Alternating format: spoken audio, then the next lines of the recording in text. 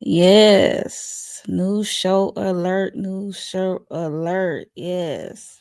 Hey, it's your girl Monique 69 Ways, and I'm here to talk about a new show that I care to recap on this channel, on my channel. And it's called Carl Weber's The Family Business New Orleans. That aired January 23rd, which was last week. On BT Plus, they dropped 2 episodes. This is a spinoff. This is if you enjoy Carl Weber's Family Business original, you will like this one. This is a spinoff.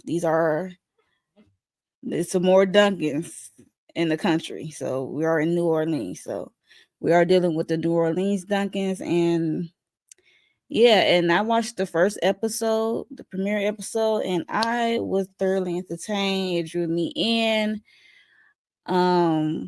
We also got the chance to see some old faces, as well as meeting the new characters, and most likely you're gonna recognize someone. A lot of people in the cast is recognizable in some shape or form. I'm pretty sure you saw the faces in old projects that you most likely liked. Um, yeah, so I'm gonna get to episode one. So episode one started off interesting because at the beginning of episode one, we got the introduction of Marquise and his mom, Big Shirley. And it was the interesting way. It started off with some moaning and groaning, and Marquise is getting his freak on with some married woman named Antoinette. And his mom came barging in, breaking up the scene, and going off on him and her, to her to leave. And she talking about like, why you knee deep in the cat? There's a body on the casino club called the Blues that was on the Blues grounds. So they got to go and handle that. Um, they get to the casino, the club casino, the Blues. We have Big Shirley, I guess right hand lady, Monique.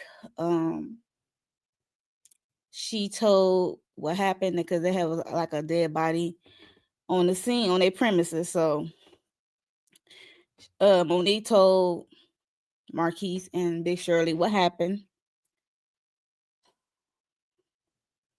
It was Pierre LeBlanc gambling, playing a card game. He lost. He got upset, and I guess that's what she remembered. Then she heard a pow pow outside, and there he go, laying in the pool of blood. So Pierre LeBlanc got his wig split, and they said it was by his own doing.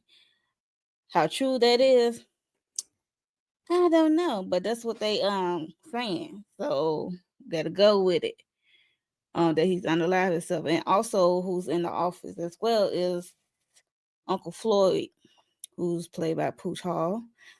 Um, Now they're trying to figure out what to do with his body because Pierre LeBlanc is the brother of Jean LeBlanc, one of the powerful mobsters in NOLA. Um, they trying to figure out like should they tell him like what happened, what went down with his brother, tell him the truth, and they said he might not think they tell him the truth because the Duncans are in the game as well. So, they not like a up and up business. So yeah, so they decided to throw money at it and at the situation, like to have someone clean it up or cover it up some way somehow. So we get Marquise Floyd. They put the body in the truck. As they put the body in the truck, there's somebody in there peeping through the bushes. Okay, peeping through the bushes. Some guy. Yeah, and Marquise said he's gonna handle it. He's gonna talk to Sheriff Clay, some white woman named Sheriff Clay. I guess they was like schoolmates, classmates at one point. In the past. So yeah. He gonna talk to Sheriff Clay about the body of Pierre LeBlanc. Then we get a scene, an introduction of what's his name? David Banner character, Gene LeBlanc. And his crew. Okay. And they went into Red's establishment, some kind of club called the Lanu Club, and they cleared it out. And basically, they strong arm Old Man Red out of his establishment. I mean, Old Man Red. I didn't expect Old Man Red to be looking like that. I'm thinking like Yellow Bone, cause they call him Red, and then he just came out with like Chocolate Old Man with a red shirt, and he came out, you know, with his blicky out, and it's just him and his son and some other person. The other person who turned out to be working for Gene anyway. I was like, "What you doing, man?" Like he was like really trying to fight. I'm like, but LeBlanc got his whole crew with him. Like you outnumbered. I mean, I get it. This is you work hard for it. You put a lot of work into your business, and now he's trying to strong arm you out of it as well to give you $200,000 for it, air quotes. And yeah, so basically, Red said no. Red son said he was gonna leave the business to his son Gio, and Gene LeBlanc didn't like the answer, so he got popped. Gio got popped. Red son got popped right in front of him, and because they want him to sign the deed and take this money. But yeah, Gio got popped, and it turned out the other person who was fake working for him was really working for LeBlanc. So the man, he was up against the wall, so he signed the deed or whatever over to Gene LeBlanc and gave him a check. And then the dude pull out another blicky. He said he ain't going out like that. They pop him anyway. I guess they was gonna pop him anyway if he didn't react that way. So yeah. So now they the new owners of Lanu. I guess that's how you pronounce it. Yeah. So that was our introduction to David Banner's character, Gene LeBlanc. We got a scene of Marquise, I guess by the swamps in the wooded area, with Sheriff Clay, and he asked him for some help with his body. And she looked at who it was, and she was like, "Oh, hey, nah, okay." Like if the LeBlanc family found out I had something to do with covering it up or helping you, it's gonna be her head and her. It's gonna be more than her career. It's gonna be her head. So he says it's gonna cost a pretty penny. He offered $10,000, which is an insult. I'm like, this is a whole body, and this is her career. And she playing a Deja Water with a monster brother body. It was definitely an insult offer, $10,000. She wanted 50, and they were trying to negotiate in the middle. She's like, nah, it's 50 or nothing. So yeah, he gave her half now. He reluctantly agreed, gave her half now, and she said, "I'm gonna need the other half by noon lunch because the mayor need his cut." So basically, yeah. So she said she'll handle it, the body. So the plan is to put him in a swamp. So it seemed like the gators ate him up, got to him, and that's how he passed away. I was like, okay, sure. Then we get to sing. Well, Uncle Floyd is like meeting this lady who's all in black. It's like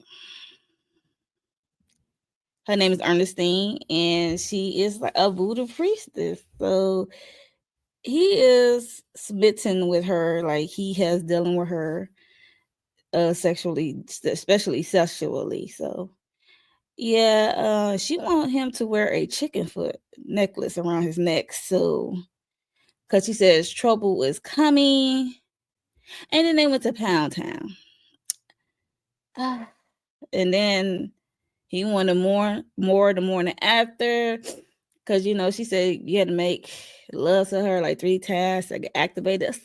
Some mess. I was like, say what? I'm like,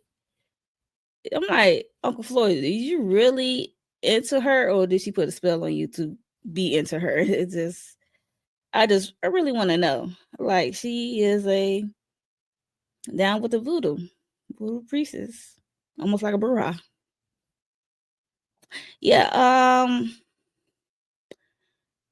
Yeah. So he's walking around with a chicken foot necklace. So you got to keep it on. So they meeting up. Marquise and Big Shirley. They are worried about Jean LeBlanc. LeBlanc. I said LeBlanc. LeBlanc. And what he'll do if he found out about his brother and what they did and what happened. I mean, not what they did, but what happened on their premises, and especially what they did after they with his body on the premises of trying to cover it up. So that's another step to it. And then this one, Marquise said that maybe they should call Uncle LC, and because he owed them a favor for, I guess, what they did for Orlando. Yeah, what they did for Orlando. Yes, I think about it. And she said no. She's like, nah, I got it. I can handle it. I don't need Uncle LC down here. So you know how that goes with ego and pride of not wanting any help. Then we get a scene where Sheriff Clay and another sheriff officer, showed up at Jean LeBlanc house. At first, they couldn't get through, and then eventually they let them in, into the house. And it's the way that Sheriff Clay, because they told him it was about his brother. His brother think like he went on a drunken bender, he got locked up again or something like that. And he's like, what my brother do this at? Like, what my brother do this time? Well, what happened to my brother? Something like that. And then Sheriff Clay said, like, half of him is in the stomach of a gator. I'm like, she just said it so nonchalant. I was like, girl, you have a little more empathy or sympathy a little bit. You telling him some bad news about his brother. Like, his brother is no longer here. And not David Banner, Jean LeBlanc was pissed. He was hurt. He got emotional.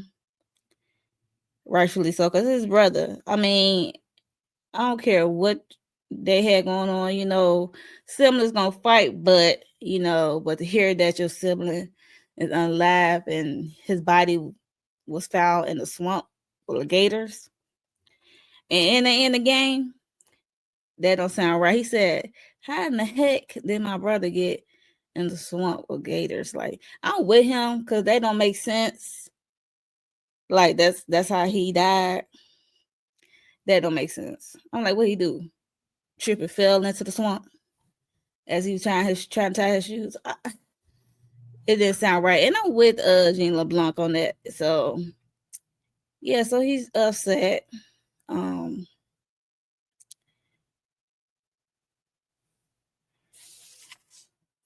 And rightfully so. Mo and Shirley. Well, we get to see Mo and Shirley run into Uncle Floyd outside with his chicken foot necklace, and they teasing him about dealing with that lady, the voodoo lady, and stuff like that. And they say they was going to, I want to say the courthouse, somewhere, some official establishment, and we got meet Ronald. Uh, I guess they have a deal with the city offices, alderman or somebody. Don't give me the line because I have to go back and see for sure. But some with the alderman or somebody, some city official is like in their pockets. So, because I know she said it went from 75 to 100,000, and she asked him if he's trying to do a shakedown because I guess to get stuff passed through for her business, the casino club, the Blues. And Shirley said since you're gonna up the price, she need the Blues to stay open 3 hours past 2 a.m. And she said she would need an ordinance for that to happen. And she said don't expect no payment until it's done. I'm like, oh, because she wants to be the only business open in that area in that strip past 2 o'clock. So it'd be like more business for her. Sure. Then we see Mo and Shirley, they went to the spa. And as they was at the spa, we see Jean LeBlanc wife Marie, I think that's her name, so happened to be there. And she is talking to her daughter, I believe, and in a open room with other patrons and workers, and they talking openly about family dynamics and talking about family business and from everyone. I mean, how they so casually talk about Pierre didn't get along with Jean at first and stuff like that, and what went down, what happened, and what might have happened, or what do Gene think happened, or what he trying to figure out, because he put out $100,000 reward for anybody with information about what happened to his brother. So, yeah. I just couldn't believe they just talking out loudly and freely. I'm like, y'all just, y'all talk that's too open for me. And then we see Shirley come over there, get condolences and stuff like that, to Marie and her daughter. I'm like $100,000. Somebody might be talking, because that's like 2 times the amount the Duncans paid to get rid of the body.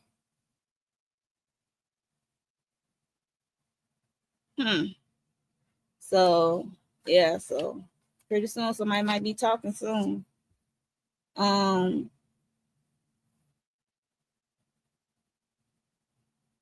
So Shirley met up with Marquise and Uncle Floyd.